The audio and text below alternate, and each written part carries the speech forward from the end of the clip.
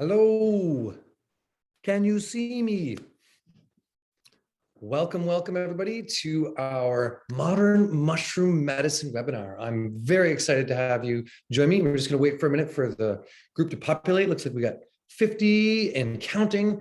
Right now, just for some housekeeping, you can add comments in the chat, as well as you can raise your hand, as well as you can add things to the Q&A. So if you're watching this in the recording, you're not going to see all that, but if you're seeing this live, please add questions in the Q&A. We have somebody who's going to help us with answering some of those, and I will get to them at the end and kind of go through that. Tonight, we're going to go for about an hour to an hour and a half, and we're just going to go deep into the wood wide web, get fungally connected.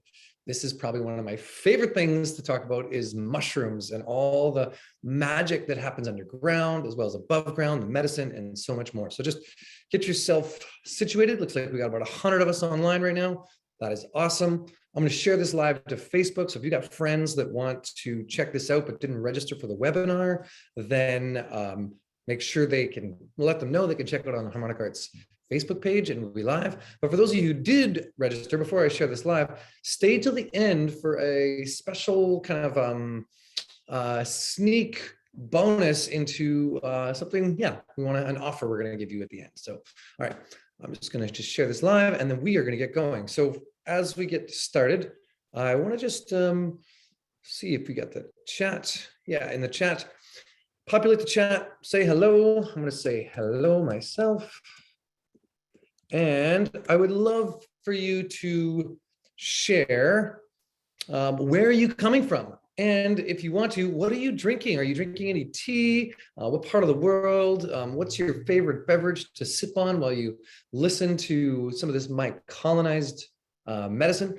I'm drinking Chaga tea, because Chaga tea is amazing for blood sugar stabilization. It tastes good. It's good for my immune system and so much more. So let us know where you're coming from. Looks like Cowichan, Ontario, Yuki, St. Albert, Nova Scotia, Calgary. Ooh, pine needle tea. We got some different things people are sipping. Right on. All right. So, ooh, somebody's having wine. Good on you. It's about wine hour somewhere in BC, I'm sure. We got Nelson, Victoria, Ottawa, Richmond, Nanaimo, so much more. Burlington, Ontario, Parksville. Yeah, so populate that chat. Chat with each other. That is your little chat group to be part of the community. Looks like Vancouver Island, Royston, Penticton, Stony Plains, Alberta, Comox, that's near me, Bell River, Quebec, Five Mushroom Hot Chocolate. Amanda, are you calling from Five Mushroom Hot Chocolate? No, you're drinking that. I get it. Okay. Chilliwack, Courtney, Toronto. All right, Fort Braggs, so many different places. So there's 122 of us on. I'm going to populate this live to Facebook, and then we're going to get going. Okay. And remember, you can ask questions in the Q&A as well as all of that. All right, perfect. Share to a page. Okay.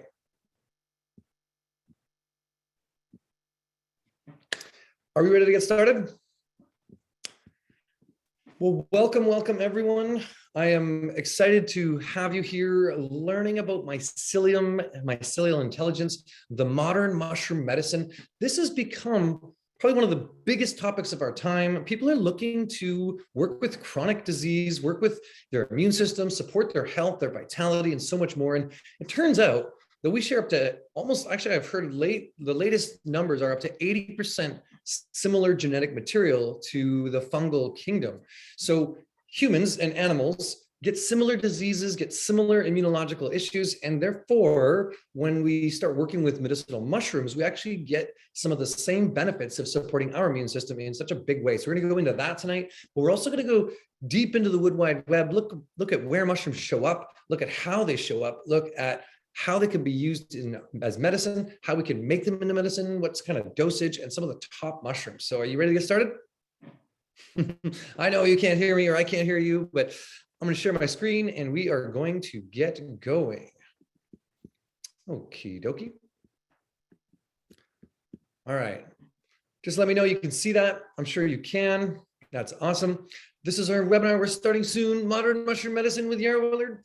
Just for a quick housekeeping. Again, if you're in the Zoom, you can ask in the Q&A. There's also a chat. If you're joining us live on social media, jump into the comments and also tag people, let them know that you're checking out this webinar and that they can learn a bit more about working with mushrooms. And our host and sponsor tonight is Harmonic Arts. Harmonic Arts, as I'm a co-founder of Harmonic Arts, and really we are trying to be a medicine bridge to bring access to the best quality plant and mushroom or fungal medicine on the planet. We've been working for a long time from here on the West Coast to really inspire health through creating lifestyle design that incorporates adding high dense nutrition and just empowering people to be their own healer, to be the medicine that you need in the world. In fact, one of my mantras, and this is sort of infused in Harmonic Arts, is you are the adaptogen. It's not the medicines we take, it's us. So anyway, big shout out to Harmonic Arts and all of the awesome work that our team does there in just helping support people with their health. You can find our products anywhere you shop for good quality health food stuff. All right, so let's get going. We're gonna start about really high level. What are mushrooms? What are they? Where do they show up? Well, they show up pretty much everywhere, but really when we say mushroom, what we mean is macrofungi. So this is similar to when we see algae and macroalgae is the way I like to explain it. Seaweeds are macroalgae, right? All the seaweeds are the big long fronds, whereas microalgae are things like spirulina and chlorella, the blue-green algae, all the small little cyano algae that are just small little type of algae. They're very different from the macro algae. So with macrofungi, they are fungi that produce fruiting bodies. These are the mushrooms. Now, there are so many other types of fungi in the world. I mean, that little fuzzy thing in the back of your fridge that's going bad, that's a fungi. The candida in your body, that's a fungi. The fur on the edge of a brie cheese, or what helps ferment yogurt, those are fungi. But really, macrofungi are and fungi or fungals, depending on who you're talking to.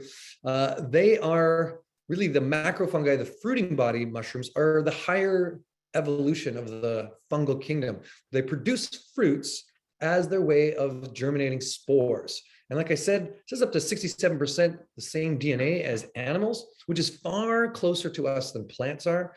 Therefore, they have similar pathological issues as well as immune system issues. And we might go a bit into the wood wide web here, looking at mycelial intelligence and how it's similar to our nervous system, how they exchange and communicate information between the roots and the mycorrhizal communications in the trees, creating and buffering the atmosphere and really building the ecosystem of our planet.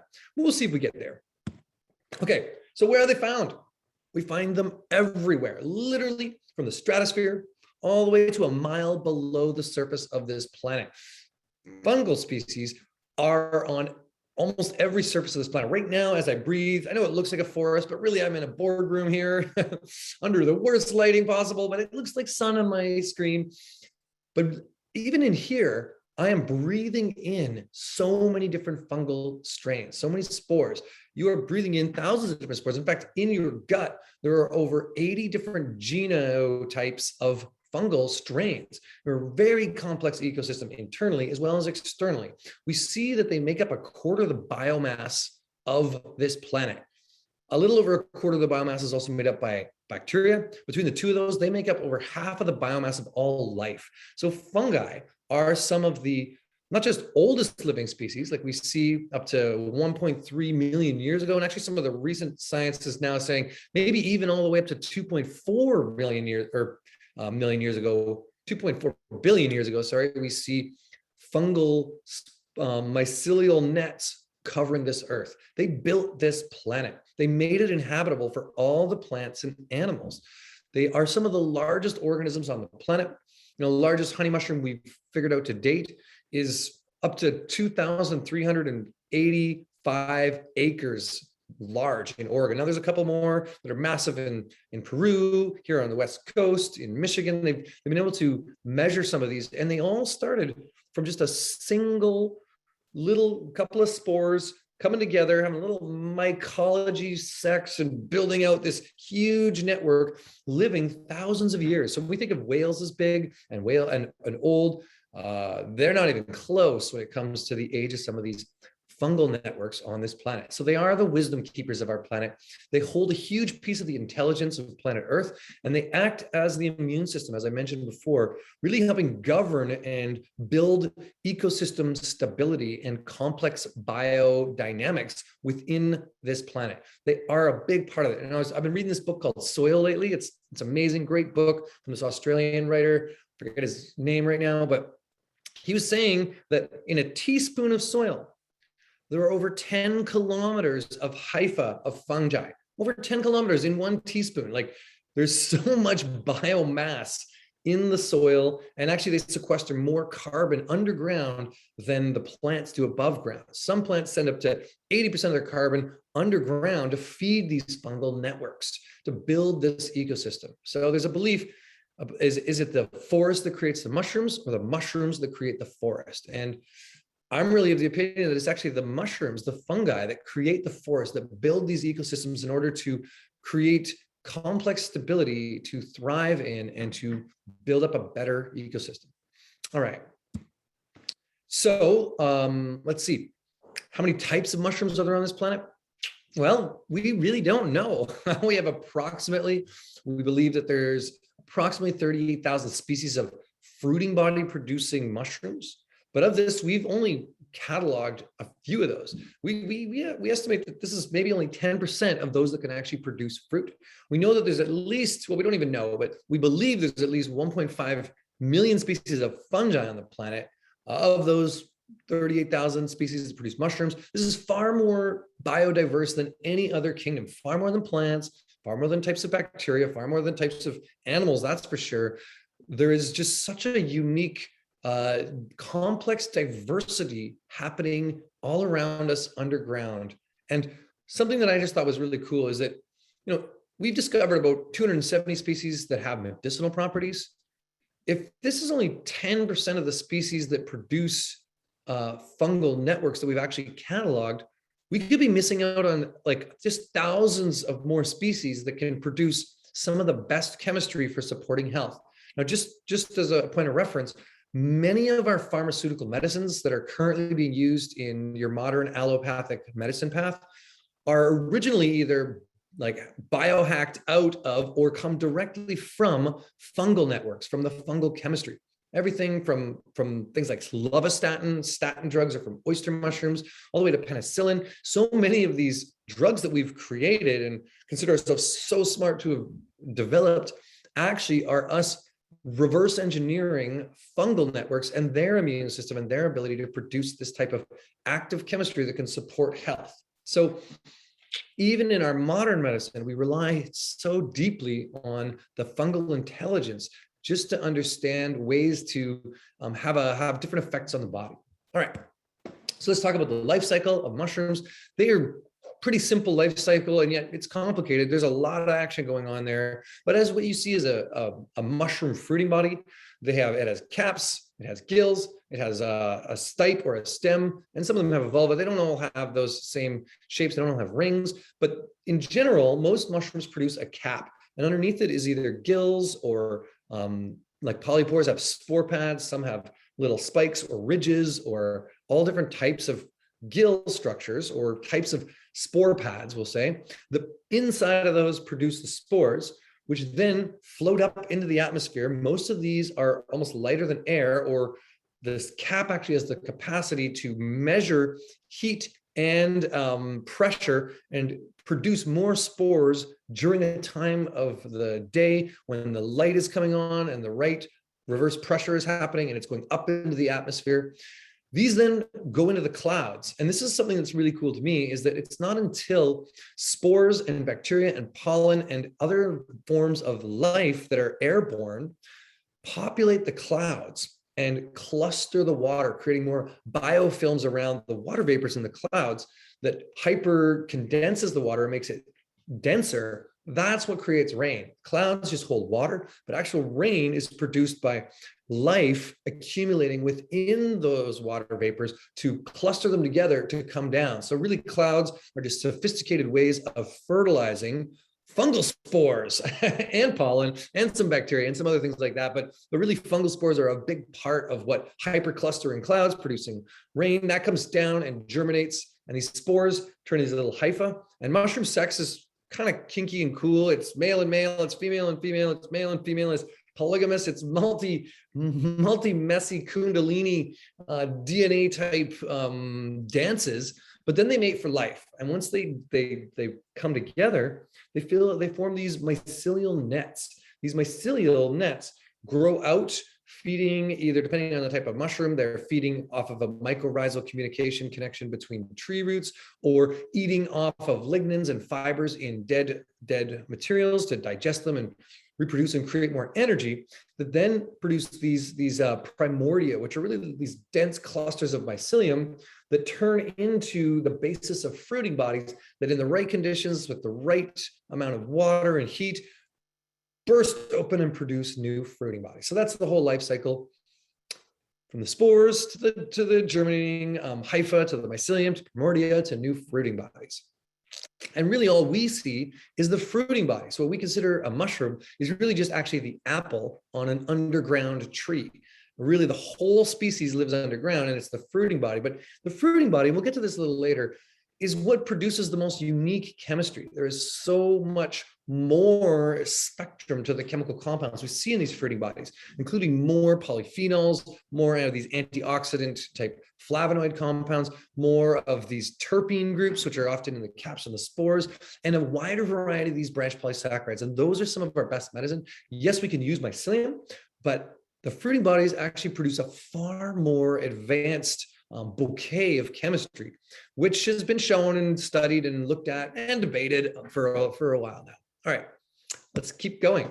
So mushrooms, when we're talking about medicine, this next slide is just physically about mushrooms as medicine. How do we extract them? So we can extract mushrooms in many different ways. Most of them have these, at least the ones we're using as medicine, are polypores, and they have wood-like compounds. They are lignins and chitin in them.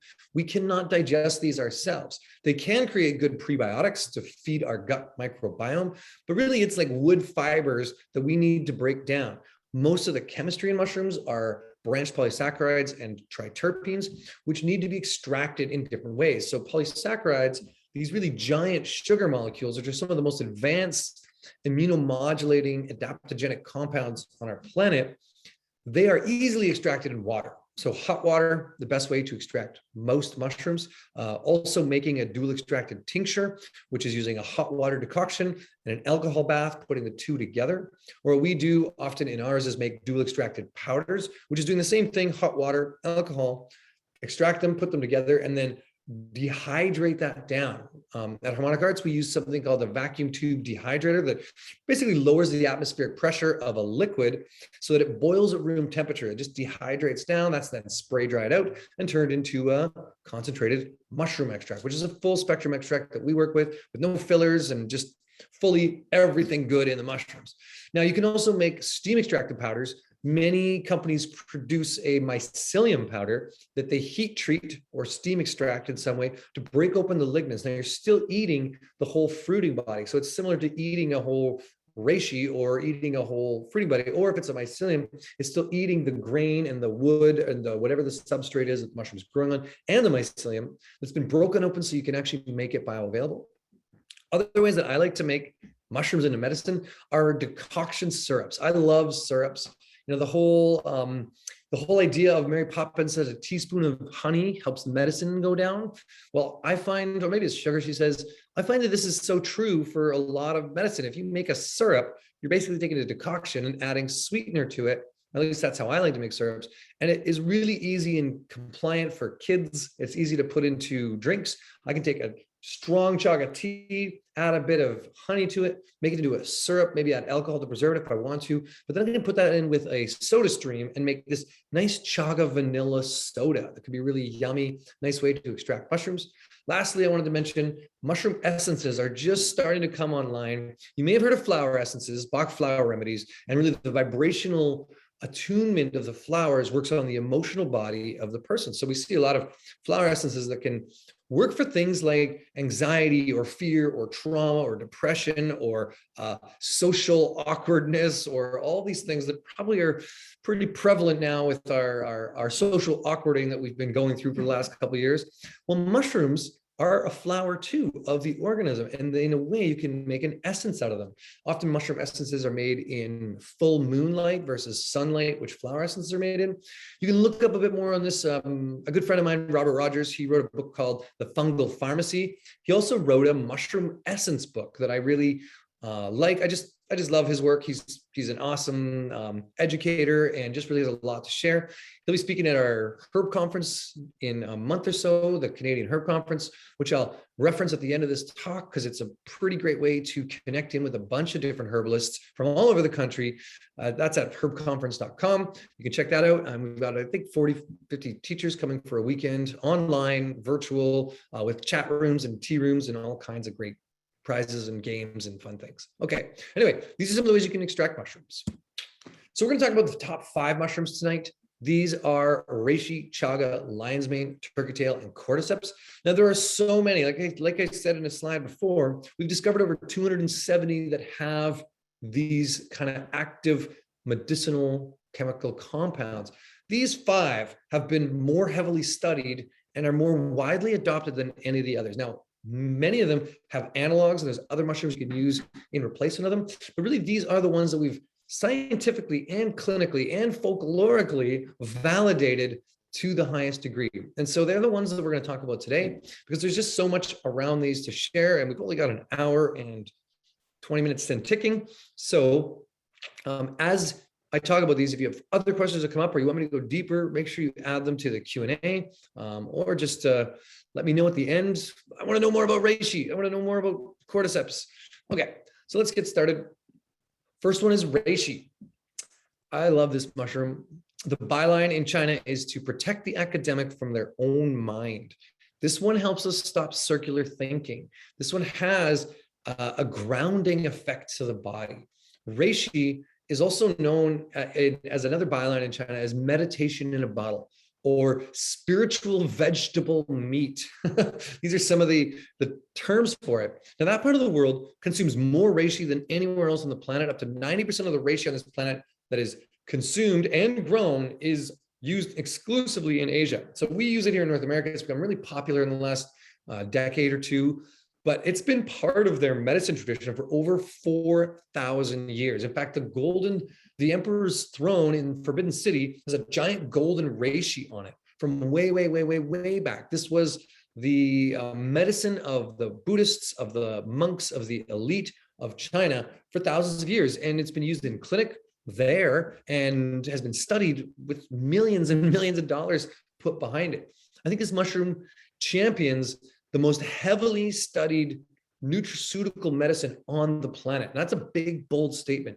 We're talking hundreds of millions of dollars spent in doing clinical studies, doing reverse research on the genetics, the different understandings. And we actually found out that half of these studies were not even done on actual Ganoderma lucineum. There are over 70 species of reishi in China. So they realized that they've been doing studies on this, and it's really this whole genre of Ganoderma family. We have a few here on the West Coast. We've got Ganoderma applanatum. That is an artist conch on the West Coast. We have Ganoderma oregonense, and that is our West Coast reishi, as well as Ganoderma suja, which is another kind of West Coast reishi, a little different shapes, similar things. They get mixed and people think they're the same thing. But anyway, those are some that grow in our ecosystem. Now, when I was in Costa Rica, we saw all different other types of Ganodermas, saw some of those there in South America, they're in Africa. I didn't go to Africa, but I know they're there because Jane Goodall references them in the gorillas and how they fought over the reishi mushrooms, the Ganodermas there, and prized them for their immune system. Basically, what I'm trying to say is that this is a species of mushrooms that grows in every temperate and tropical rainforest on this planet at some degree. I believe they are a wisdom keeper to kind of hold in the temperance of a complex biodiverse ecosystem. They're like the Merlin or the Gandalf. They are the sage mushroom of the forest. And they happen to have these immunomodulating properties.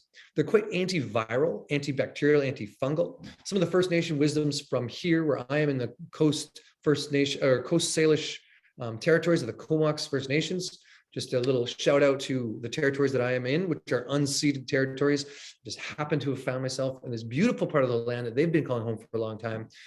They use this mushroom as a form of Band-Aid for healing wounds. They also made it into a smudge as a smoke for protecting against insects, and they put it into their mushroom soup, or really stone soup, as a refrigerant. It's got antiseptic qualities. So it's used heavily to preserve meats and preserve food from going bad, and to add immunomodulating properties. It's not widely spoken about the way it is in China, where they wrote down everything and have clinical reference to how it was used that way, but it was a big part of the culture here too.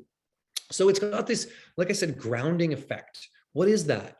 It calms down inflammation, it calms down the mind, it calms down the breath, calms down the heart. So we see it medicinally used for things like heart palpitations, arrhythmias, various erratic behavior in the body, erratic behavior in the breath. So if you got shallow breathing, or erratic breathing, or anxious breathing, or asthmatic breathing, or allergic breathing, the histamine response.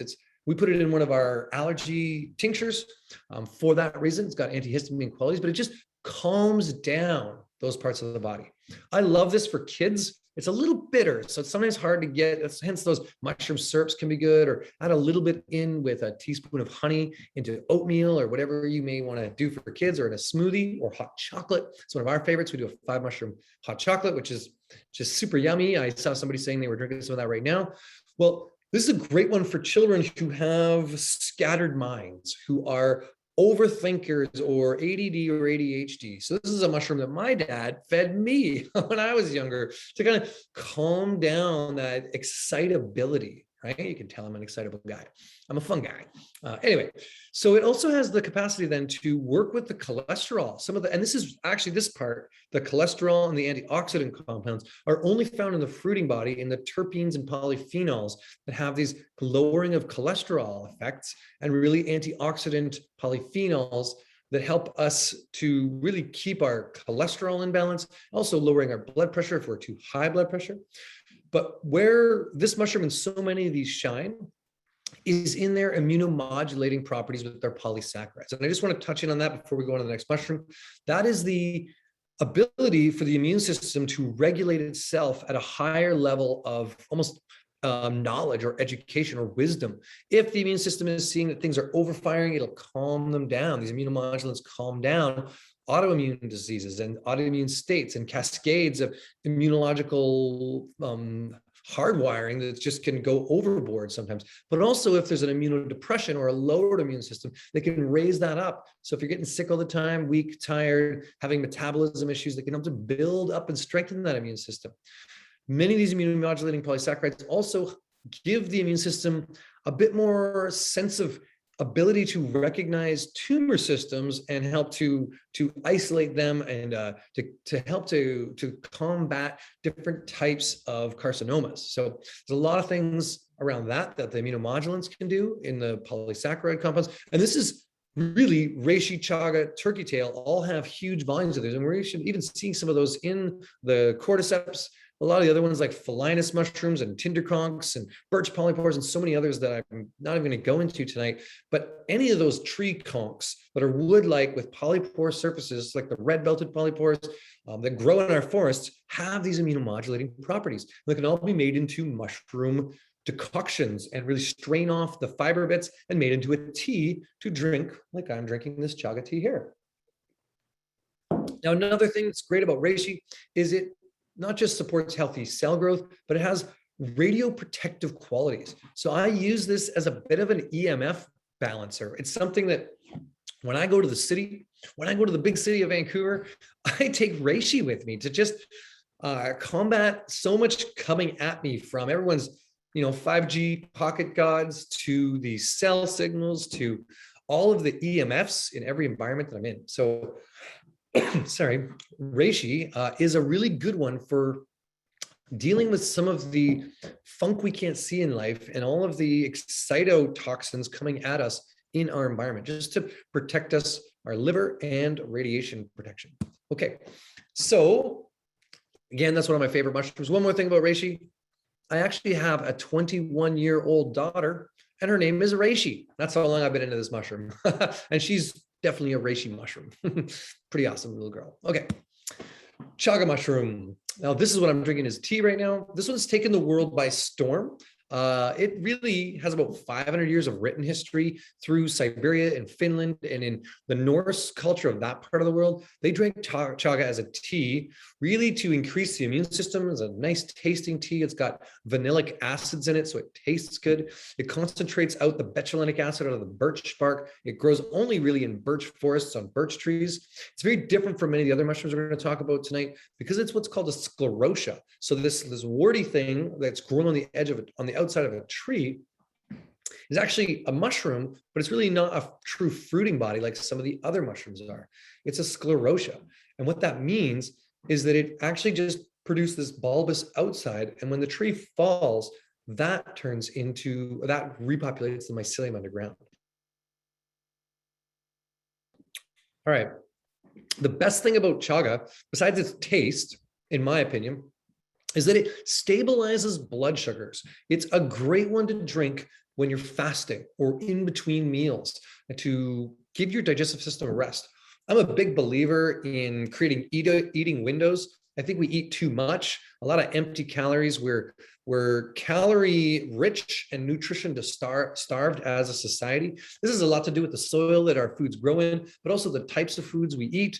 And a lot of us give our digestive systems a hard time. We're working them all the time. So my belief is that trying to cut down the amount of time that I have eating windows and giving my body a bit more of a fast is the best way to support my digestive system, as well as increase my energy and maximize my ability to pull nutrients out of the food that I'm eating. So chaga tea makes a great intermittent fast beverage in that way. Now, it also has some really potent triterpenes in it that are antiviral. And those triterpenes are also that cholesterol lowering of LDLs, similar to the reishi. They have that similar effect, rich in antioxidants. This is one of the biggest claim to fame of chaga in recent years has been putting it on something called the ORAC scale, which is a way we measure antioxidants in blueberries, matcha, chocolate, green tea, all these kind of high polyphenol rich compounds or plants that have very high oxidative protection. Well, they put chaga on this ORAC scale and tested it, and it's the SOD in it, or superoxide dismutase, that it produces is in huge volumes and actually is higher than anything else we've ever seen in antioxidant potential. So great for inflammation in the gut in particular. This one's been heavily researched for stomach cancer and for digestive system imbalances. In fact, in Russia, they make a pharmaceutical out of chaga called bifungin, and it's used and has been used for, I don't know how long. I'm going to guesstimate it's around since the early 80s that this pharmaceutical has been used to help protect against cancer, and it's used in cancer treatment. So it's one that often people who are going through that, if they do their own research and they research online about mushrooms, they might come across chaga and see some anecdotal and clinical things around using this mushroom as conjunctive or adjunctive therapies alongside whatever traditional medicines they're choosing to use for working with cancer treatment. So that's one of them. But I think my favorite thing about it, again, is that it stabilizes blood sugars, it tastes good, and it's immunomodulating. So it's just a good one to drink in the fall season like it is right now, when everyone's starting to get sick and people are worried about issues. It has antiviral properties too, and what we're understanding about some of the viral implications of what we're dealing with on this planet is having teas like this that nourish the yin and have antiviral properties are really good for our immune system and really good for supporting us against the C word. All right. Okay. Next up, let's talk about lion's mane. All right. This mushroom, whoa, I got to say, lion's mane is becoming the most popular medicinal mushroom in the millennials and the boomers and everyone in between for cognitive function, for brain support, for neurodivergence, whether it's with microdosing or just on its own, because it is a bit of a happy mushroom that is antidepressive and has a great ability to create better cross-brain communication. But we're also looking at it for things like dementia and Alzheimer's.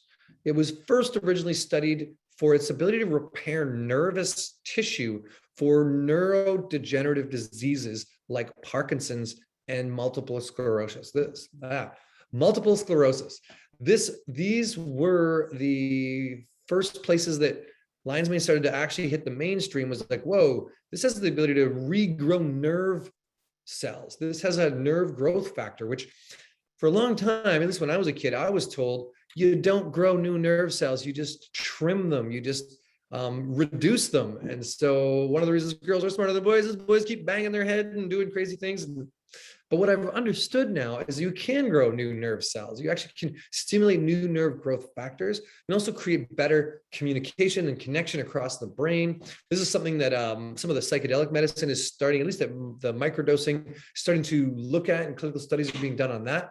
But lion's mane, one, it can pair with that, but two, it can do a lot of this work without the whole need for the psychedelic medicine. So I think it's fast approaching the number one. It is actually at Harmonic Arts, the number one selling mushroom right now, because everyone wants that edge. Everyone is spending a lot of time doing heavy brain lifting more than heavy body lifting. For many, many, many generations, for thousands of generations, we spent a lot more time utilizing our bodies as our major asset. In the last 2 to 3 generations, it's all brain power. I mean, you look at many of the technical jobs, even this, we're on the computer. We've got to have all these web interfaces. We're doing brain work here. This is the modern human. So when we're talking about modern mushroom medicine, well, lion's mane really shines as one of those medicines that can support our health in a deep way for mental health. It also has a bit of a happy feeling to it. It improves your mental clarity, but it reduces anxiety and is great for especially seasonal affected depression. And for those of you who are not going to Mexico this winter, myself included, you may get a little bit of sad from being inside all winter long. If that's the case, I know it is at my house. We're like, we try to get up the mountain or try to get out for a ski or whatever we can. But lion's mane is just a good, happy mushroom that can support the brain and support that in that way. So it's something I like. And also say that we're looking at this mushroom, and one of the things we're starting to understand is that it's actually one of the best mushrooms for looking at imbalances in nervous gut too. So people who get the kind of a nervous gut. So I think we're going to see more around this in combating that in the future. I believe we're going to see, when we have all the like gluten intolerance and issues with Roundup Ready wheat and all these kind of things that are creating an inflammatory cascade in the gut, there's really creating this nervous tension. I remember that, like, our nerve cells are not just in our brain and our spinal column. There's a lot around our heart and there's a lot in our gut. This supports all of those nerve cells. So I think we're going to see more studies done on lion's mane's ability to combat some of the nervous tummy issues that are at the heart of a bigger imbalance in humanity, which is our whole microbiome on the inside of our body is out of whack. Just like we've been cutting down rainforests outside, we've been cutting down the microbiome inside, and we have one of the most complex and unique ecosystems living inside us. There's up to 9 times more actual cells of other organisms living on you than in you. And so some of the branched polysaccharides and immunomodulating properties of the mushrooms, but also some of these calming down anti-inflammatory properties really work as good food for prebiotics to feed the right type of soil inside of us. And a doctrine of signature or correspondence can really show us how many of the mycelium that grow in the subsoils and in the trees and break down the complex ecosystems of the rainforest can actually help do the same thing for our microbiome to support better ecology and build better diversity of species. So this is something that I love. It's a piece of mushroom wisdom that they give us, is the ability to produce better ecosystems. That's what mushrooms do. And most of the time, they share resources and they create room for other species to grow together. They don't just dominate. Humanity's done a poor job of over-dominating this planet, not creating room for all the other great and intelligent mammals to really thrive in. We've really dominated, and it's a crime against wisdom. We're learning that now, that we need ecosystem stability. Anyway, that's a quick rant. I want to say that lion's mane has something to do with supporting nervous system and nervousness in the tummy as well. And in traditional Chinese medicine, this is actually eaten as a food more for nervous tummy. It's a happy tummy soup they would make. Happy tummy soup. Lion's mane. They call it monkey head mushroom there, though. And it kind of looks more like a monkey's head than a lion's mane to me. And we have some other hericiums in our part of the world. Bear's head is one that's here that you could actually find in the forests. We see them in the subalpine here, and I know in Alberta, some of my friends out there have told me they've seen lots of great bear's head mushrooms there too. Okay, next mushroom, one of my favorites because it's so, I mean, they're all in my top 5 mushrooms, I guess. But well, I don't know, agaricons in there too. There's a few other great ones. Phalinus, I'm really like stoked about the Phalinus mushroom, but turkey tail, what's so awesome about this one is it grows everywhere.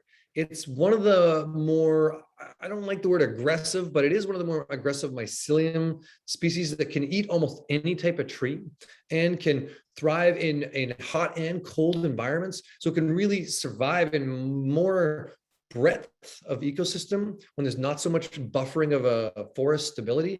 So you see it as an early adopter to eat down some of the carbon and tree life to produce more life underground. Hence, it's the most likely mushroom or medicinal mushroom you may see on your lunch break walking in the park near you, near some trees. It's the one you're going to most easily recognize and probably reference in the forest, which means it's also one of the easiest ones for you to start to get out and pick and harvest and work with as a tea, making into a decoction from straight up fruiting bodies of turkey tail. Now, the name Coriolis versicolor, it's a multicolored sort of bouquet, almost like these little butterfly wings and multiple of them. Now, this picture does it justice, but doesn't. Sometimes you'll see these in like thousands of them all along the edge of the tree. They're all quite small, but you can find them in quite abundance. This mushroom is the second most heavily studied mushroom on the planet.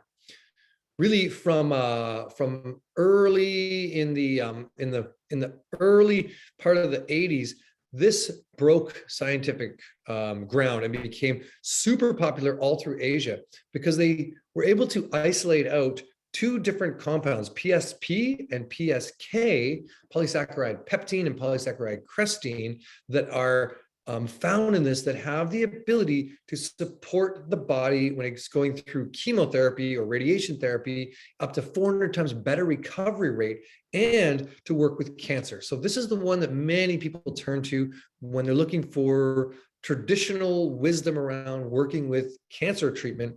And in Japan now, the PSK derivative that's extracted is actually something that's been used it's covered by their government in order to support health that way. Now, I see somebody raising their hand. I'm not sure exactly how to do that. I'm sorry if you're raising your hand. I'm going to get to your questions in a bit. Maybe I'll take a break after this mushroom and answer a few questions and just see if we can add them there. All right. Okay. So, whoa, let's go back to turkey tail. Last thing that I wanted to mention about this. So useful and like literally covered by the government in Japan since the 80s in conjunction with chemotherapies for people going through that kind of medicine. This is well adopted all through Asian culture. Turkey tail is in many traditional Chinese remedy soup bases and decoctions as medicine.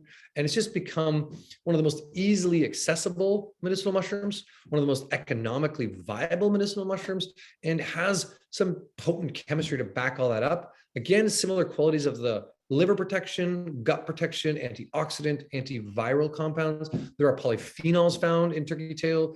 So it's just a really potent medicine as an immunomodulant.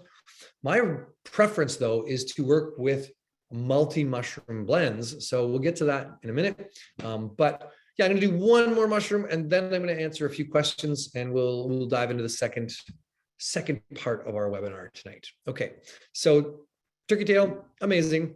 Tastes pretty good. Great in a mushroom tea. Great as a powdered extract. Great as a tincture. All right. So the last mushroom of our 5 is Cordyceps.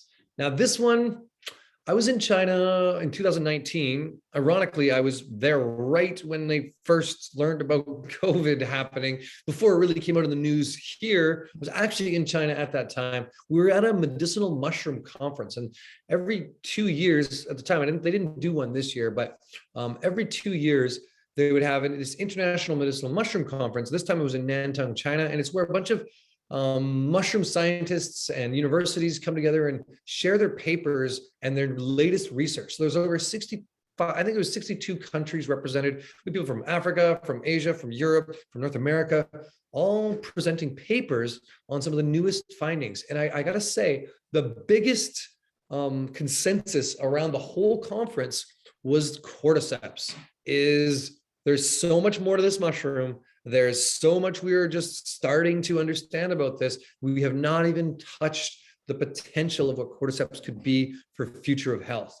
And so that was really exciting to me to hear, because I was thinking it was all going to be on Reishi. And then I was thinking a lot about Chaga, which was actually quite a bit less, and lion's mane. Cordyceps was the thing that most people were very excited about. And some of the papers that were coming out were on all the different species of Cordyceps, the biofilms around Cordyceps. This was really cool to me because they're looking at Cordyceps. One speaker was presenting on how Cordyceps is not actually a single mushroom. It's like a multi-chord of fungal genetics, and looking at the genetic diversity within the Cordyceps mushroom itself, in one actual mushroom, having such a wide spectrum of DNA, of this spectrum of diversity, that they were able to tease out all kinds of chemistry they never thought existed in Cordyceps. And by changing the substrates and the food it ate, it could produce all these different compounds. So just a little kind of future forward thinking for you before I dive into Cordyceps.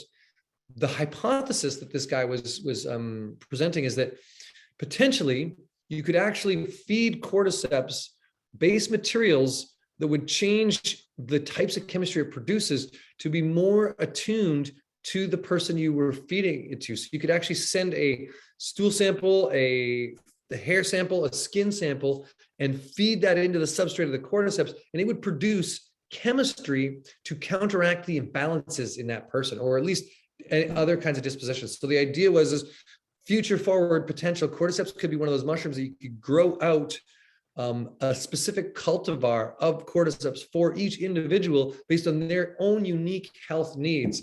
This blew my mind. I was like, wow, that is way future forward thinking about medicine and how to like uniquely cater medicines to grow for us. Just like we're starting to grow mushrooms to produce leathers, to be bioremediants from the subsoils, there's a potential that this is one of those families of mushrooms that could be uniquely crafted to the individual to produce the best chemistry for that individual based on how it's fed. So that was cool.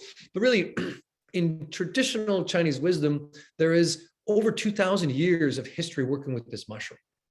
The original Cordyceps sinensis, and actually we work with Cordyceps militaris now, and I'll tell you a bit about why in a minute, but Cordyceps sinensis grows in the high Himalayas and is really a silkworm larva. All of this mushroom, they grow on the exoskeletons of insects. They grow on insects. It's surreal to understand how Cordyceps functions and works.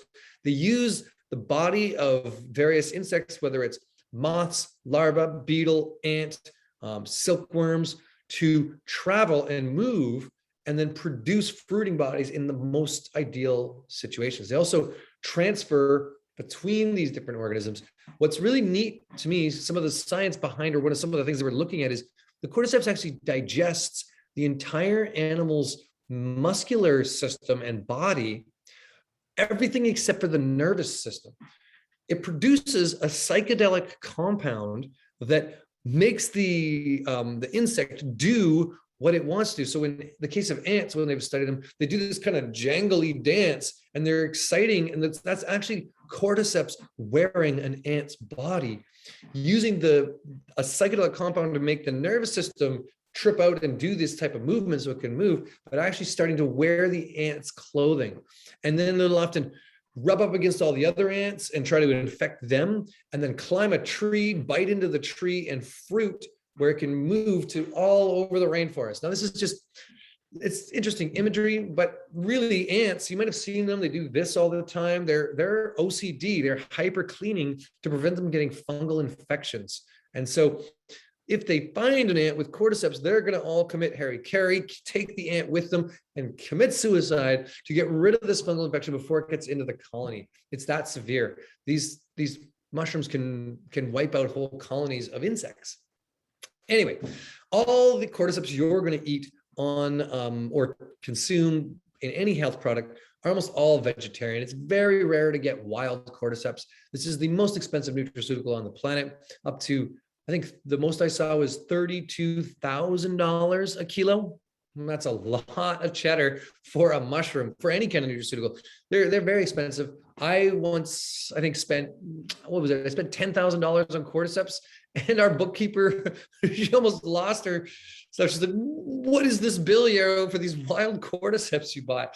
Very expensive on that, at that, to get wild insect grown cordyceps. But really, we've been able to synthesize the best chemistry from cordyceps out of growing them on vegetarian sources. And this is one of the ways in which Harmonic Arts kind of differs from some companies. There's plenty of cordyceps you can grow, but Cordyceps sinensis doesn't actually produce proper fruiting bodies when you grow it on grains. So you can't grow fruiting bodies. And when we actually measure the chemical compounds in cordyceps, there's two, cordycepine and andosine, which are the two main compounds. Now, again, like I said, the cordyceps can be teased to produce other chemistry like jacinicides that are in ginseng and ganodermic acids that are in reishi. But these two compounds are the main ones we've studied. They're only found in the fruiting bodies, and they're only found in fruiting bodies that have been fed a good type of high quality protein.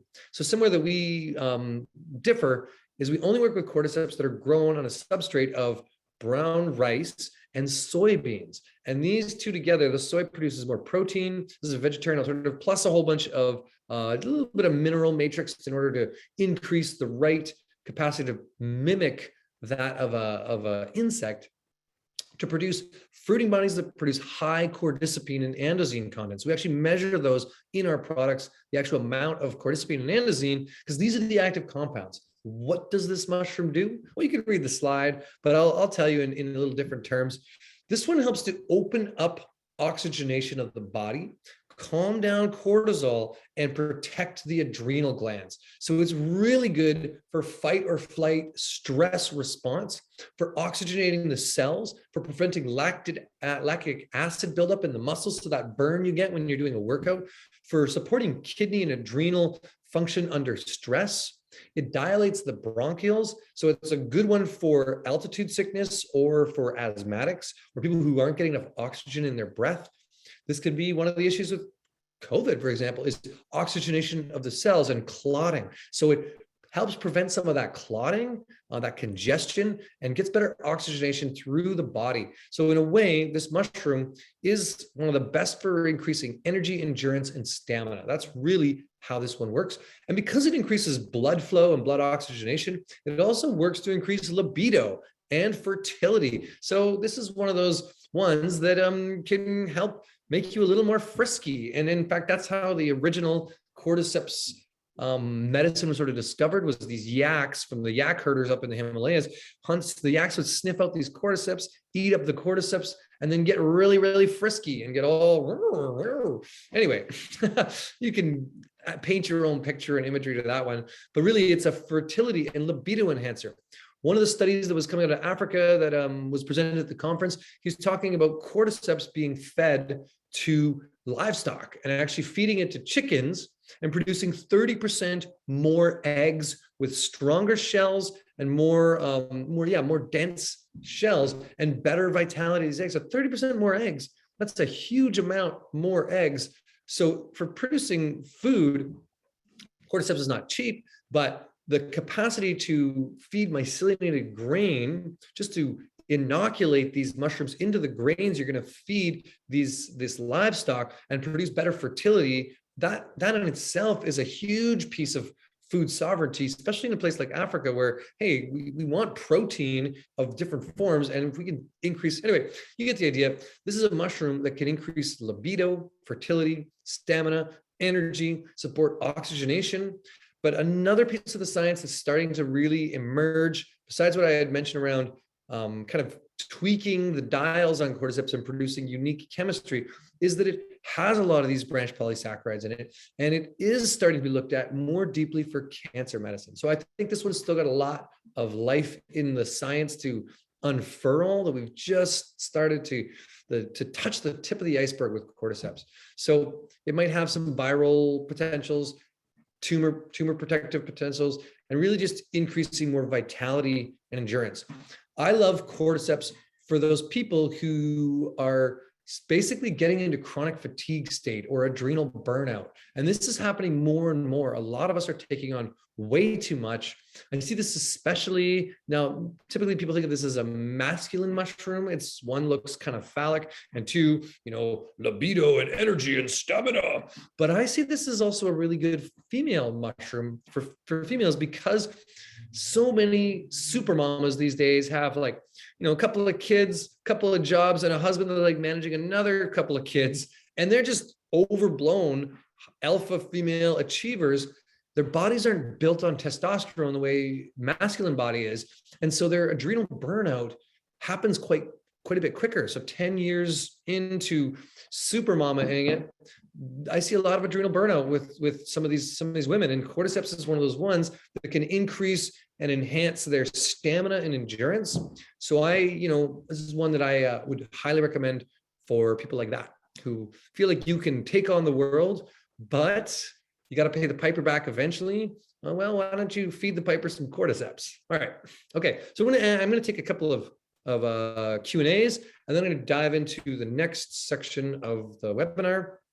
We'll talk more about our Harmonic Arts difference. Let's just touch on the Q&As. Okay. So first one, I'm just going to answer the first couple of these because I want to get through the content, and I will answer more at the end. It just so happens that often we get more questions than I can actually answer in the time we have allotted. So first question is from Marina, and it says, when making dual extraction, can you make alcohol extractions first and then water decoction with mushrooms that are left over in the alcohol extract? Yes, you can. I actually do a pretty good YouTube video on the Herbal Jedi YouTube channel talking about making dual extracted mushroom tinctures.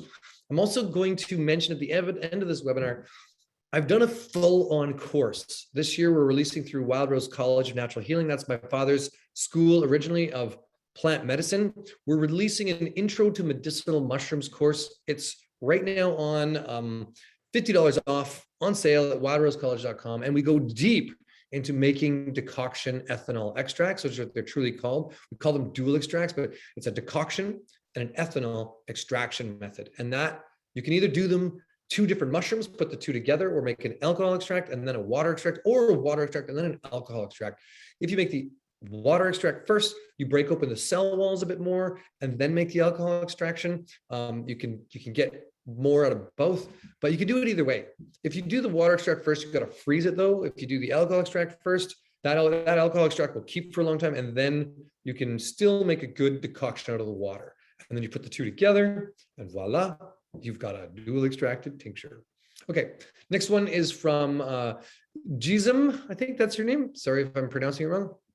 What does immunomodulating mean? Oh, I mentioned this already in the talk earlier, so you might have already got a live answer to this. But really, modulating the immune system means not just stimulant, like echinacea is an immunostimulant, that will exacerbate autoimmune conditions.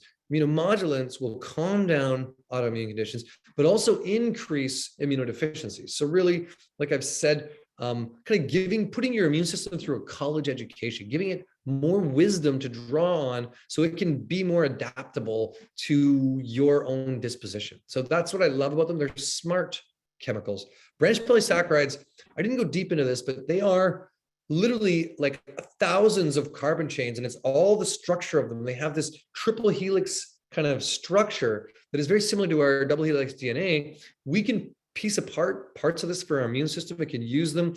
It can reassemble them, and they become keys for locks in our body to unlock better cellular intelligence, to calm down inflammation, and to really help reorganize our microbiome and our white blood cells. So just potent chemistry that can be almost reverse engineered by our body to be used in so many different ways, hence modulatory versus stimulant or depressant. Okay, June asks about, do artist conchs share the same medicinal properties as traditional reishi from China? Can we use them interchangeably? Great question, June. Yes and no. They do share very, very similar chemistry. There's a whole nother section. I go deeper into this in the mushroom course, but on artist conchs, they have many of the antibacterial, antiseptic properties. I use them fairly interchangeably, but there's just so much more science done on the Chinese reishi. They've shown up to 120 triterpene groups in the Chinese reishi and over 400 branch polysaccharides, whereas our artist conch has, and I'm making this number up because I know it's less than 120. It's more like 40 or 50 triterpene groups and more like about half the amount of polysaccharides, less diversity, but still similar chemistry. It just hasn't been studied as heavily, although in China now, they are putting a lot of energy into studying artist conch because they believe that has a lot of wisdom. The beauty that I like about artist conch, and just when I think of intelligence, I love I'll call it the xian, the spirit of the forest. And the connection to the forest medicine and the forest ecosystem has another type of special quality to enrich our spirit. And that's a big part of our health. We are not just physical bodies. We have mental, spiritual, emotional aspects. These need nourishment too. And when we nourish these, they will affect our physical health directly. So forest mushrooms are some of my favorite kind because of that. And then the other thing about artist conch that I like is it's a perennial mushroom. So it has years of wisdom accumulated in it. Whereas reishi is an annual mushroom, the lucidium. So it only has 1 year, although that's not 100% true because the underground mycelium can be thousands of years old. So it really does have thousands of years, but it produces that fruiting structure in only 1 year. Whereas the fruiting structure that is produced over a perennial mushroom is a little thicker and harder to digest, more lignins, but also trapped in that is some great chemistry and wisdom for the body. Okay, next question from Catherine is, can you use reishi daily or do you need to give it a break? Great question. I'm going to go into dosage in a little bit. So I will get back to your question around daily usage, although just for a quick high-level synopsis of that, it's best to take some breaks, wax on, wax off, wax on, wax off. I tend to do mushrooms 3 to 5 times a year between fall to spring, taking 3 weeks to 2 months of regular usage and then a little break. So you do you, but that's how I suggest is you wax on a little, wax off. Taking them for longer term, though, actually increases the benefits of them. So really give yourself at least 3 weeks working with medicinal mushrooms to start to see some of the deeper health benefits. If you're working with something like cancer or something deep autoimmune issues, you may want to take them very consistently for a long period of time because they're quite safe. Okay, Sherry is asking, can you speak to the counterindications of reishi and chaga, especially for those who are already on pharmaceutical drugs? Things like cholesterol, blood sugar, autoimmune conditions, liver conditions, cancer. Can these mushrooms be harmful in any situation? Great question. This is one of the biggest challenges we run into where these interfaces of medicine come together. You've got this holistic and this allopathic system. They don't always talk to each other. So they don't always communicate and have. It would be really awesome if herbalists knew more about the pharmaceutical drugs and pharmacists or doctors knew more about the herbs and the interactions. So that's a long way of saying it's not 100% sure, and it is best to talk to both sides. I will say though, medicinal mushrooms are one of the few natural substances and plant type alternative or natural medicines that have very few counterindications. They don't shut down cytochrome P450 in the liver, which is the biggest issue with things like St. John's wort and ginkgo and many of these other herbs that stop the metabolism pathway. And biggest issue with pharmaceuticals is actually your body not breaking them down fast enough and getting them out of the system. They can become toxic if they're in the system too long. So herbs that shut that down, not so good, and many counterindications. Branch polysaccharides are basically giant sugars, so they're quite gentle. They've been used in conjunction, especially with the chemotherapy, like I mentioned in Japan and Asia, for a long time as supportive agents. I know many naturopaths that will help advise people to work with these together. They are one of those ones that can work because they're quite gentle in nature. They can work alongside some of the pharmaceuticals. Now, this isn't true of all of them. The thing that's about like cholesterol and blood pressure and drugs that are in this scope is that these are artificially shifting the ecosystem. So as you change that naturally, you need to be working in conjunction with your doctor or regular blood pressure or blood cholesterol work to make sure that you're actually not doing this too fast or to get the opposite effect. There are definitely people who work with things that are going to lower their blood pressure naturally, but they're taking blood thinners, and then they end up with really low blood pressure, which can be dangerous because they're naturally lowering. So in a way, it's like working together to titrate the dose down as you bring one up, right? Finding that happy medium. So there's more to this. When it comes to hepatoprotection and liver conditions, I'd say turkey tail and reishi are in your top medicines that you should be looking at in general to work with that. And there will be no issues there as far as the liver complications. Like I mentioned, the cytochrome P450. So that's pretty good. Cancer treatment, I wish there were more doctors that were tuned into the medicinal mushrooms because they have such a profound effect in working with tumor systems and in supporting and buffering the body's ability to recover from chemotherapy better. So some doctors are on board with this right now, but in modern medicine, basically for legal purposes, most doctors will say, you know what, don't take anything else. It could create complications. And that's really an unfortunate level of ignorance to not know what else might be, because there are some things that totally could create complications, but some things like many of the medicinal mushrooms that probably won't and actually could make this work out better for the body. And anyway, I'm going to go on a rant there, but it's really hard for me to give, like, I'm not really allowed to give medical advice. This is all a for your own research webinar. And I will just mention that there's a lot of science coming out, a lot of studies. You can look at PubMed, you can look at Google Scholar, you can look at many of the studies and start to do your own research and find out what is being used elsewhere. But from this herbalist perspective, the branch polysaccharides and the terpene groups in mushrooms are quite safe. Many elderly people use them, many children can use them, as well as many women who are pregnant can actually work with mushrooms like chaga for their immune system, which they can't work with some of the other immune herbs. So it can be quite safe for the weakened people as well as those who are compromised in different ways. All right. Okay, let's see. June is asking, it says, when I first chopped my chaga, I didn't know what to do with the black outer material on the other side. Yeah, I was making a dual extracted tincture with the brown material. Now I know you can use the outer part yes, the outer part has the terpenes in it. I didn't mention that so much in this talk today, but I have mentioned in the past. The terpenes are concentrated in the outer shell of the chaga, and that's where you get more of the betulinic acid. You should make tincture out of that. The brown inner part of chaga, the corky stuff, is really gentle as a nice tea. It's very tasty. A little more flavor to the outer part, but the tea of the inner part is quite tasty. So I guess it's more of a comment. Let's see. Yes, I would say definitely add the black stuff. The black part is some of the best part of the chaga as far as active chemistry of the SOD and some of these phenolic compounds.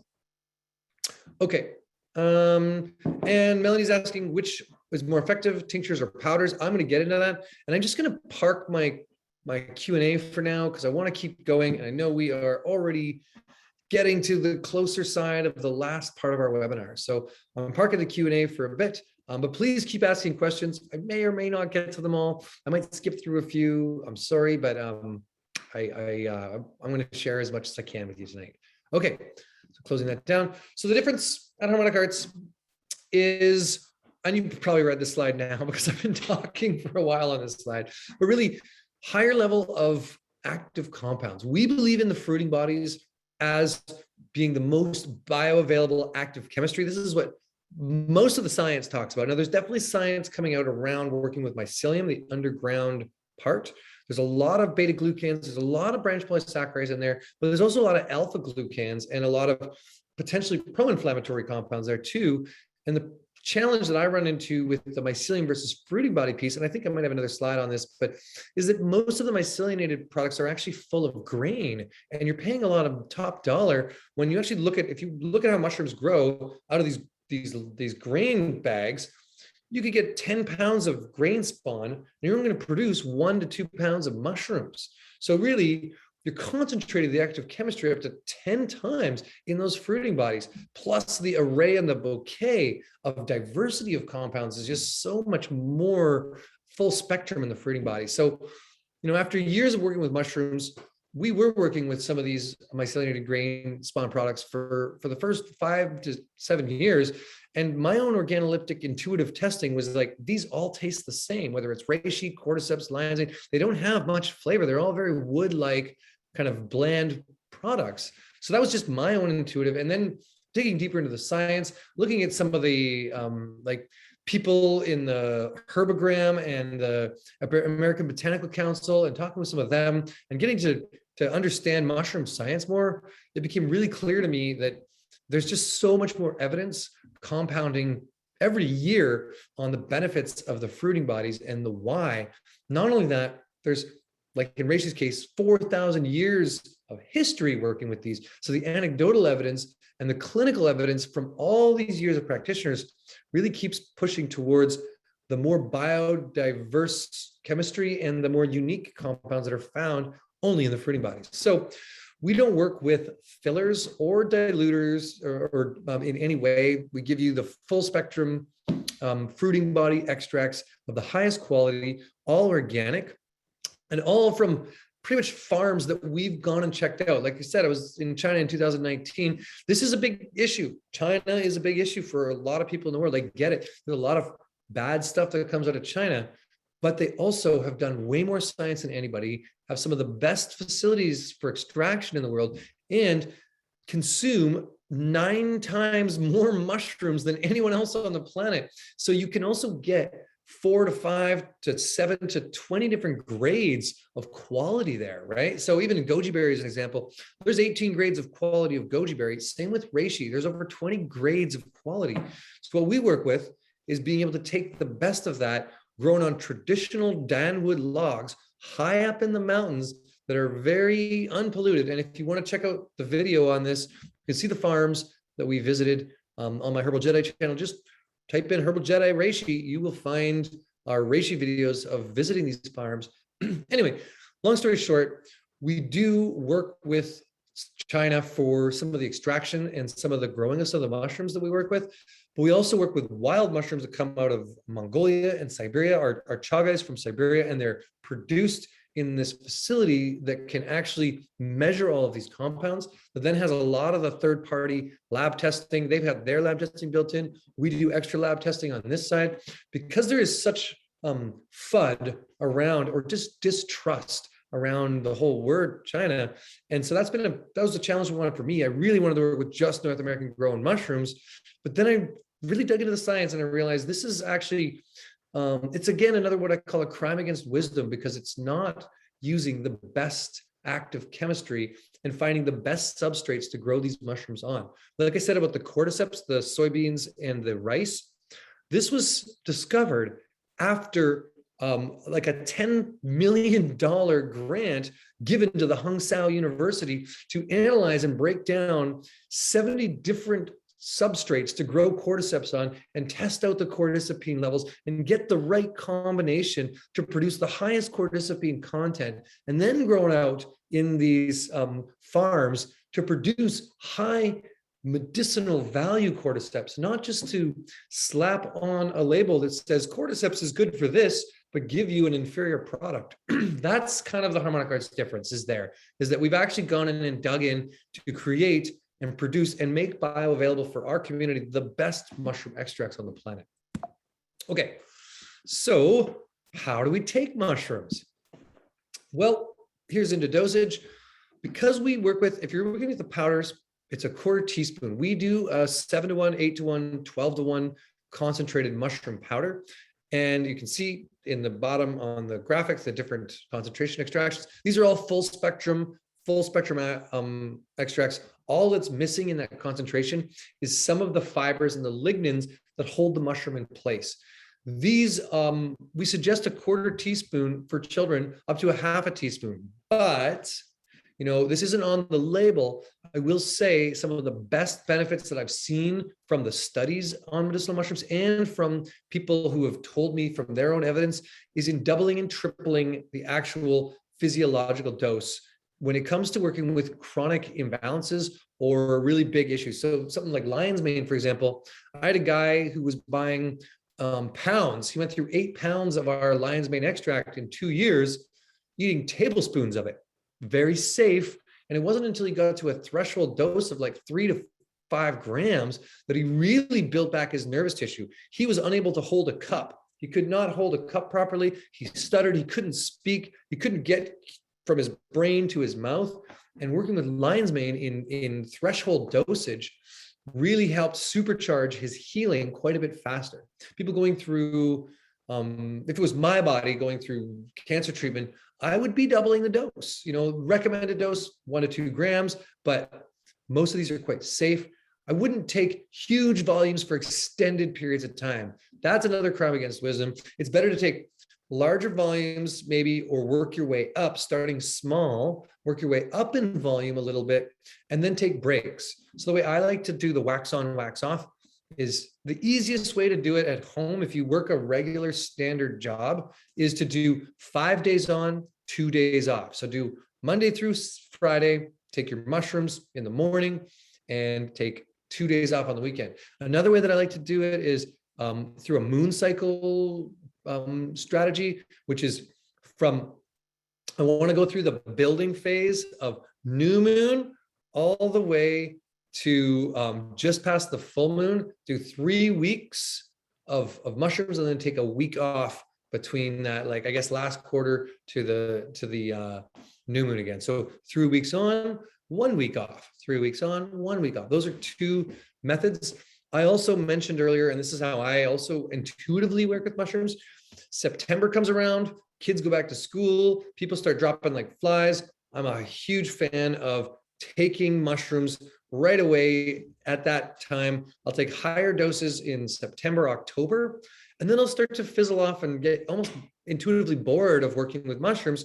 I might take 2 months, September, October, work with mushrooms, take a month off in November. And then when Christmas season comes around and families around and people start getting sick again, I'll take another 2 months of December, January working with mushrooms, take a month off in February. And then when that seasonal shift happens and we're just about to get that last season cold, right in the March, April season, I'll take another couple of months of working with mushrooms. So I might do that in 3 stages throughout the season.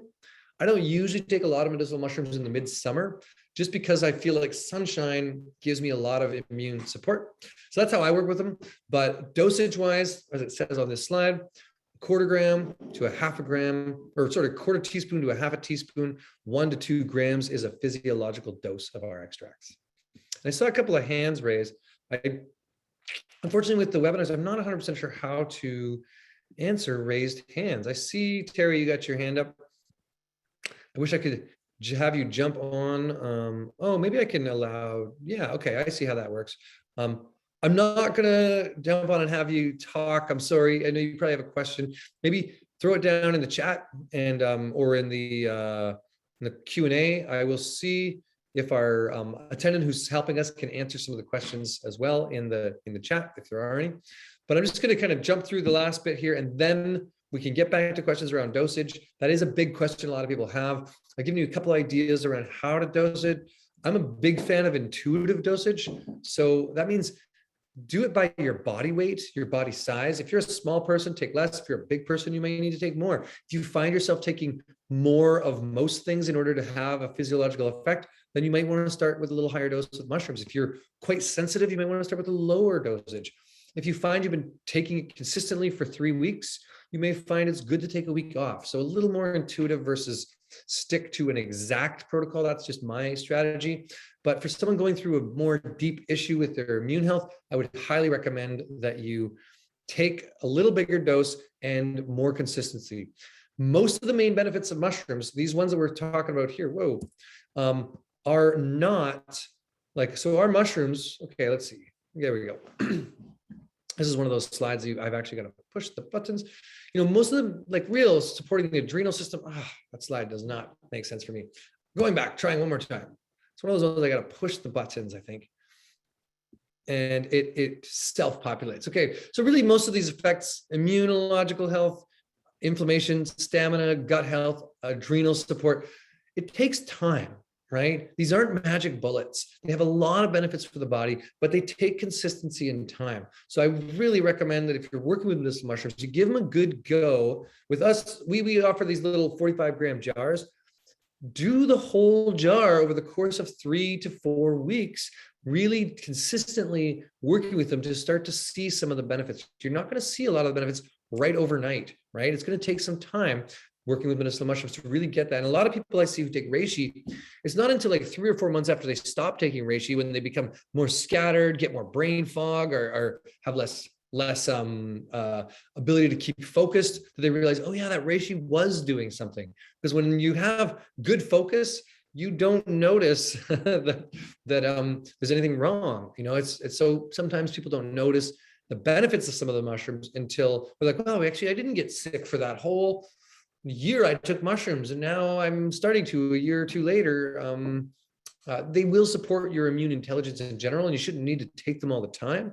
But sometimes people don't notice when they're well, they only notice when they're sick. So anyway, some of these benefits are pretty profound in really, I'll say, bringing the body back into coherence is a big thing my father talks about. And it's that we are the healer. Our body is the healer. These are teachers, wisdom teachers that can support us in building our own health resilience. All right.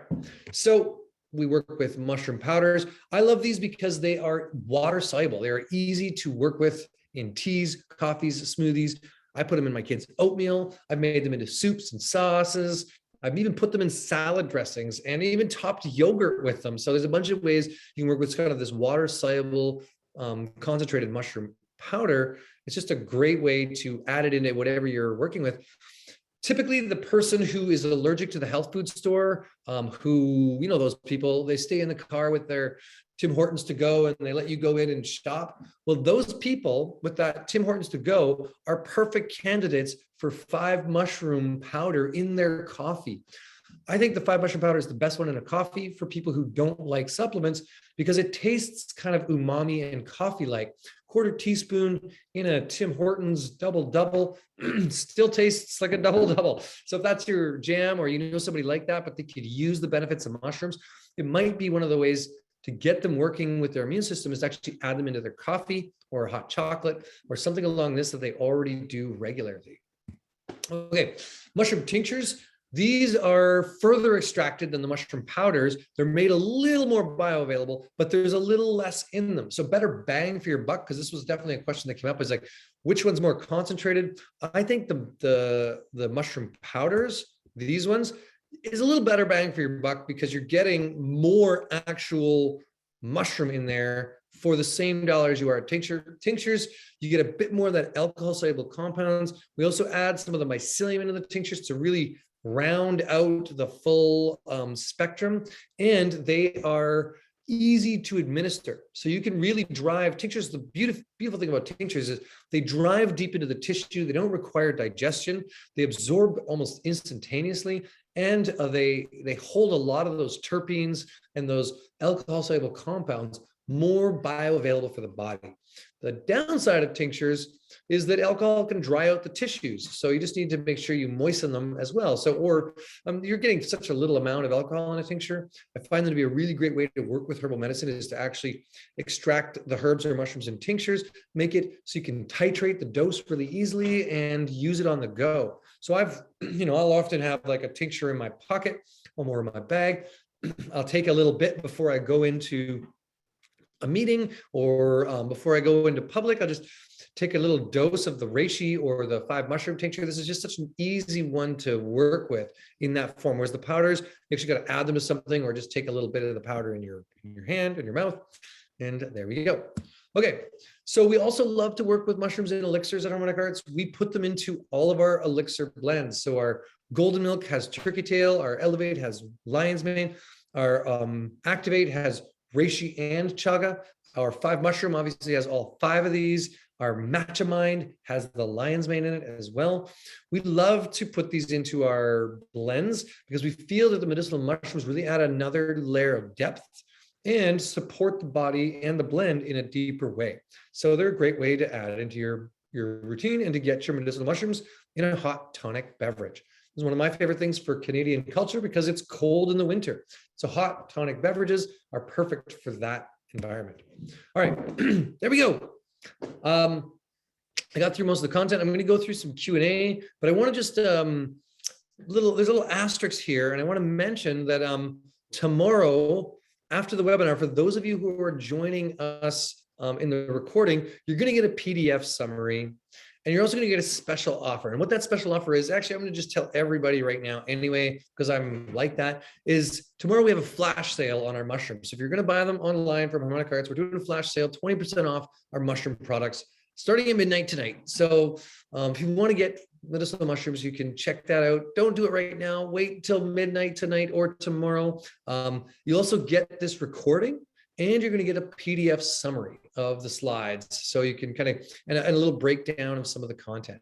So that's what you're going to get for joining this webinar. Also, if you joined us through harmonicartslive.com, any of you didn't, go back there and you'll see we have a whole list of post-webinars that we've done on various topics. There's just tons of free content. I'd also really invite you to join us on our social media for great recipes. We have lots of giveaways, lots of fun things we're doing, partnerships with other teams, and really just supporting your health through education and all that kind of thing. And I got two more things to share, and then I'm going to question and answer. I want to mention this earlier, Intro to Medicinal Mushrooms. I've done an online course that is on sale right now at Wild Rose College of Natural Healing. That's wildrosecollege.com. If you want to go deeper with mushrooms, it's 34% off right now, which is a $50 savings. This is like 10 hours of content on medicinal mushrooms. We go deep. We go into the wood wide web. We talk about forest bathing, cooking mushrooms, making medicine out of mushrooms, going way deeper than our webinar was able to tonight. So this is something that is on sale right now at Wild Rose College. And it's also paired with a couple of base webinars we're going to do in there for live Q&A and a bunch more. So join us in that if you're interested in going deeper. And the last thing I wanted to just sort of share is the Canadian Herb Conference. This is a brainchild of a bunch of herbalists that really, including myself, who wanted to bring this kind of knowledge around working with plant medicine to the people at a deeper level. And we've, in 2013, 17, 19, 2013, 15, 17, and 19, me and another herbalist, Chanchel Cabrera, through the Vancouver Island Herb Conference. This is a big herb conference where we brought together 40 teachers or so on a herb farm to talk about herbs. Great attendance, really fun environment. We also had another conference that I was part of in the Kootenays, that did the Kootenay Herb Conference. Anyway, we paired with them last year, and because of COVID, went online and built out the Canadian Herb Conference. This is happening in November. You can check it out at herbconference.com, or just search Canadian Herb Conference on Google and you'll find it. This is one of the best places you're going to find this year to deepen your knowledge, get the best information from the top herbalists, and help to build herbal community in Western and Eastern Canada, all through Canada. So we've got over 40 teachers. We have international panel, people coming from all over the world to join us in really deepening the community around working with plant medicine. So this year's themes are resilience, reciprocity, and respect. Again, you can get tickets for that if you're interested. And I invite you to, if not this one, go to more of these kind of community events where you can glean the best knowledge from some of the top minds in this field. All right, I'll stop my slideshow and just say, thanks for joining me. I'm going to take a few more Q&As. So for those of you who want to go, you made it through. Very much. There's 164 of you on right now. That's amazing.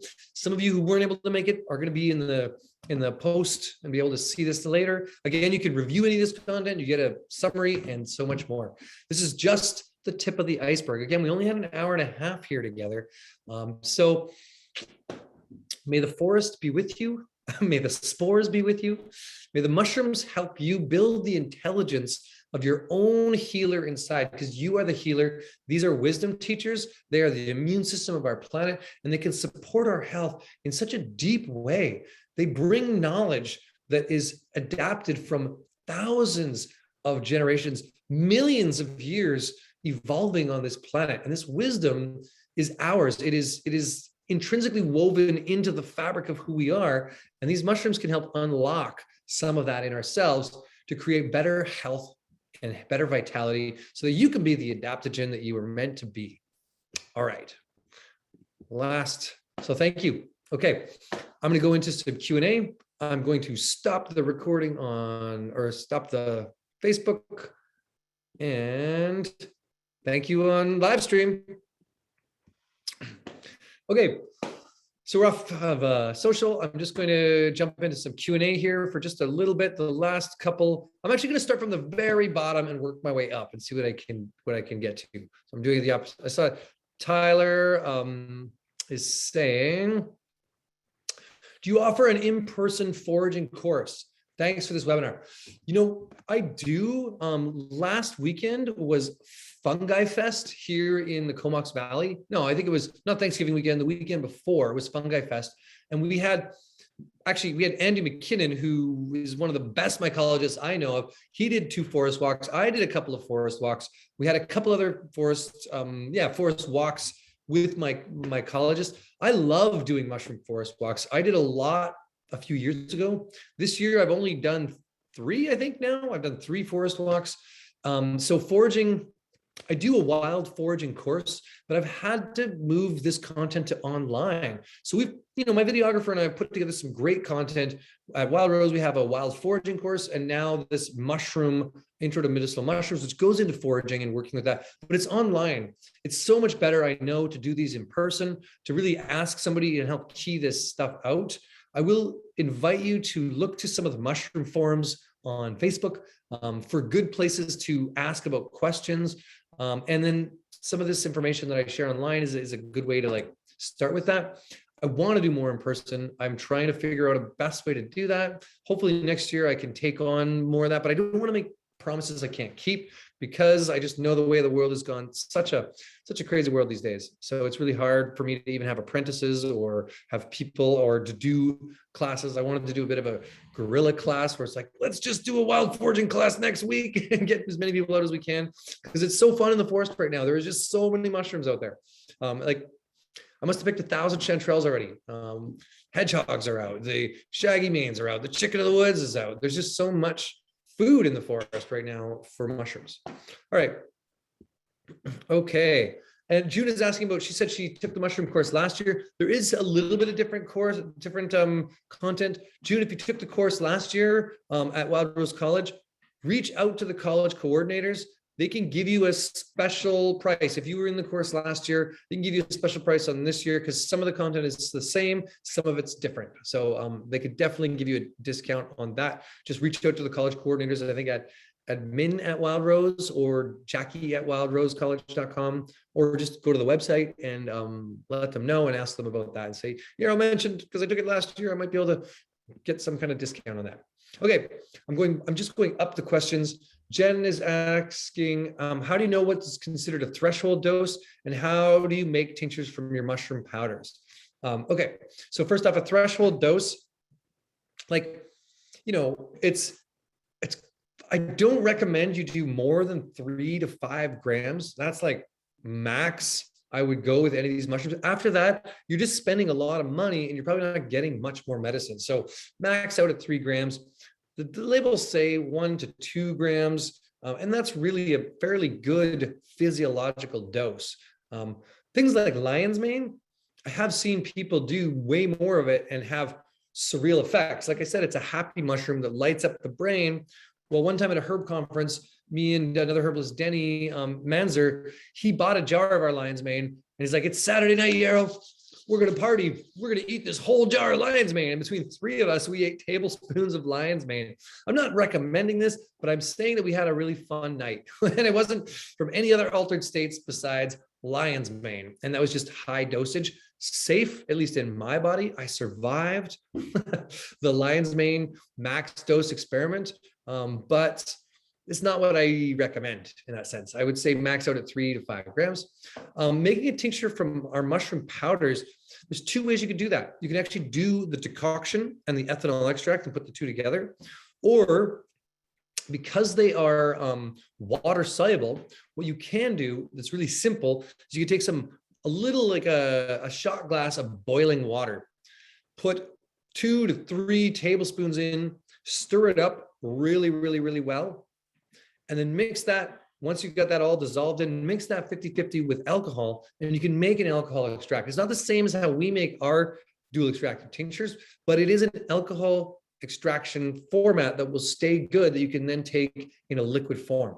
You need the alcohol in order to preserve it once you put it into a liquid with water, but you need the water to make it dissolve and bioavailable. So that's one way you could work with it, Jen, if you want to make a liquid extract format yourself, is to take, again, I'll say 1 ounce of hot boiling water, stirring in 2 to 3 or as many tablespoons as you can kind of fit in there without it seeming like it's all just powder, and then mix with 1 ounce of alcohol, put the two together, and that will be your extraction. And that will be at least an alcohol format that you can take in a tincture dropper.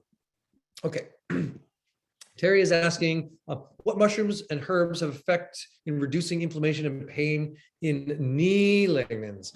Well, turkey tail is definitely going to be on there. Mushrooms are not so much analgesic, they have anti-inflammatory effects. So chaga or turkey tail or reishi would all be beneficial, but you're probably looking at things like turmeric and black pepper, willow bark.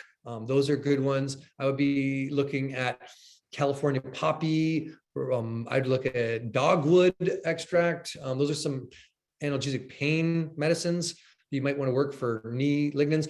Also, from a Chinese medicine perspective, what they do is they actually eat tendon and lignin as part of their diet to support the lignin. So that's just something you can, you can do that way. I got another question that just came in at the end from Jay Mars, and I want to just get to this because I just saw you put this in. Is how long can you keep an open bottle of dual extracted tincture? You can keep that for a pretty darn long time. Think of a bottle of vodka on your shelf. It could be your parents had a bottle of vodka when you were a kid. Even 40 years later, the vodka still tastes like vodka. It's still going to get you alcoholed. Tinctures are like that. They can last a long time. We put a 5-year shelf life on our tinctures, but I would suggest that you can actually keep them longer than that. Many herbalists suggest 20 years is the shelf life of a tincture. Although you do lose some of the chemistry, it doesn't become as potent in 20 years. But that would be my suggestion is 5 years, but really 20 years. Okay, I'm going to just jump back up to some questions. I'm just trying to get through a few of these. I'm not going to get them all. I'm sorry, guys, because we're already over time, but I do want you to know that I appreciate your questions, and I know that there are a lot of questions that people have around this stuff. So Amara is asking, is there any difference in benefits of mushrooms grown at home versus wild, harvested, or grown somewhere different set up than a kitchen kit offers or home kit offers? I would say yes and no. I mentioned the spirit of the forest when I was talking about artist conch. There is something about wild mushrooms. And I go into the mushroom course, how there's 2 ways mushrooms heal you. One is actually getting you out into the wood wide web, into the mycelial net. And there's this immunomodulating property that happens with just calming down your blood pressure, your anxiety, your tension, breathing in the terpenes and phenolic groups from the pine needles, breathing in that forest essence. This supports our immune system. So wild mushrooms, in a way, they have this secondary placebo of supporting us just by being out in the wild. The other piece is that they bring home some of that wild, in Chinese medicine, it's called shen, which is spirit, that wild spirit that revitalizes us with connection to the natural world. And these are more qualitative reasonings, but they do hold some of the potency to the medicine. Growing it at home has another medicine though, just like your animals and your plants will vibrate alongside you, to you. They become medicine for you. If you grow your own food, it actually can be grown. And one of the ways I know Anastasia talks about is actually putting seeds in your mouth before you plant them in the ground, to germinate them with your own saliva, to teach them about you so they actually grow for you.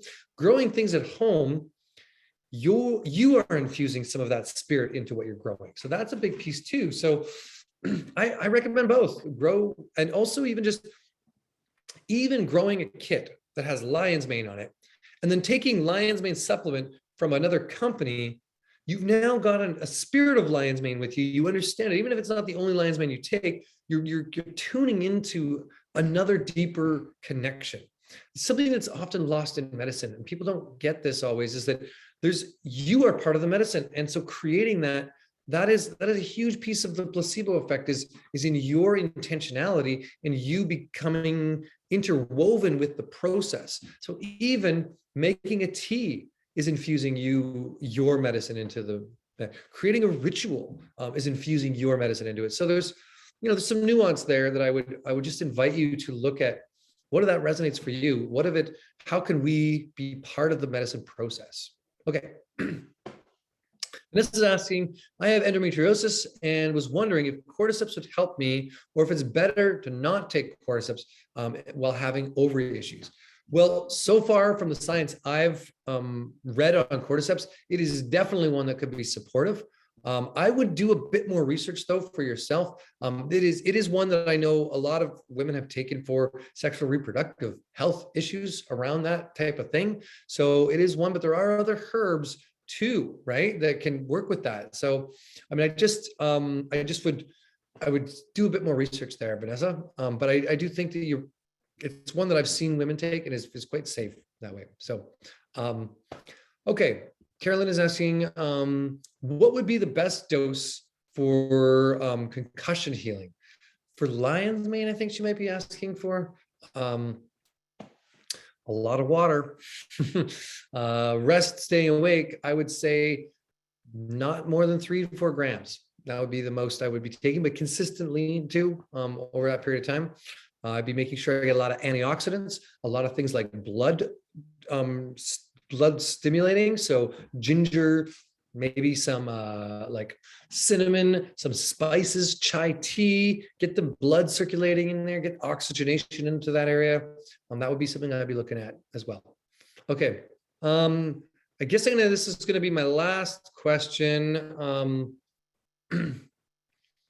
Okay, I'm just going to answer one more question from Nicola. Do you have any interesting stories, mythology, and tradition known about Agarikon? Oh, that's a big question, actually, but I will answer it because I only leave you with a mythos. I'd like to leave you with some story at the end. For those of you who stayed on to the end, let's talk about Agarikon as our last thing.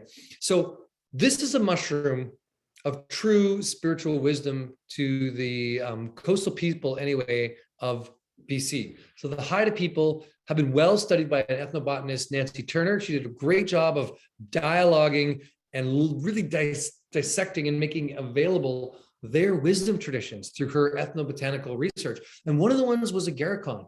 She noted that many of I bet they don't call themselves shaman, but for my ignorance, I'm going to say the medicine men of their tribe would take this Agarikon mushroom and they would carve these little creatures and talismans. They'd wear them around their neck. This became part of their medicine.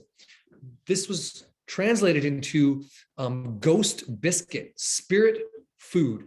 This was spirit food. So this mushroom has this really chalky substance. And when you take a little bite of it, it snakes in your mouth. I consider it like very much a snaking flavor. And it goes from sweet to bitter to sweet to bitter. And it lasts in your mouth. Just the tiniest bit of Agarikon lasts for hours.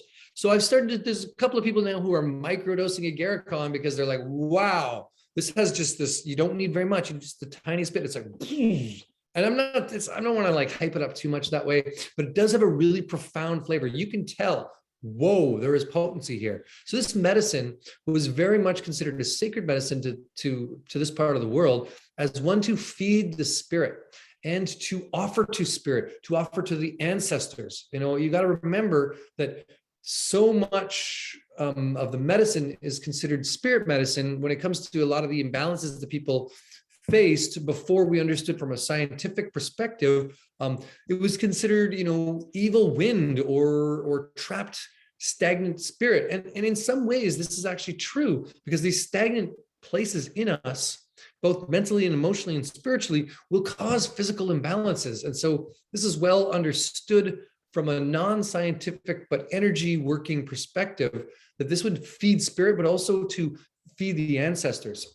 One more thing about agarikon that I want to mention before I go. Well, two more things. One is it is the most antiviral substance we've ever found on the planet. So right off the bat, top antiviral, warms up the lungs, warms up and moves clotting and stagnation, gets things moving, probably just a very potent medicine for what ails us in the world of viruses right now.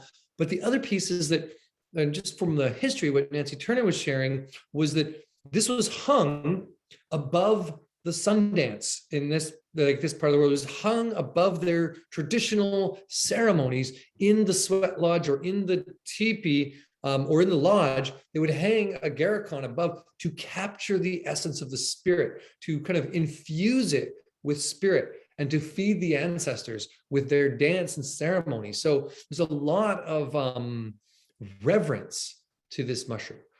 Last thing I'll say about it is that it only grows in fully intact ecosystems. It does not grow in second growth forests. I've seen a couple, and I've got my eye on at least 5 to 6 good size agarikons out here on the West Coast that I'm really trying to protect. I don't want anybody to harvest them. I've seen a few amazing agarikons harvested, and it's a shame. If you find this mushroom, nibble a tiny bit. Give it some reverence, some praise, some thank you. It's so much more enjoyable than to take it and bring it home with you and have it for you, oh, my precious, to go back and visit it multiple times over your lifetime and nibble a little bit and say thank you. This is what I've been doing, and I find that this is part of that spirit of that medicine. It's rare now. The only reason it's so rare, though, is because we don't have the forests. It grows in 200 to 400-year-old forests, and we're down to so few of those. Anyway, it's a powerful mushroom. It's one that I hesitate to talk too much about because it gets people all excited and they want to work with this mushroom.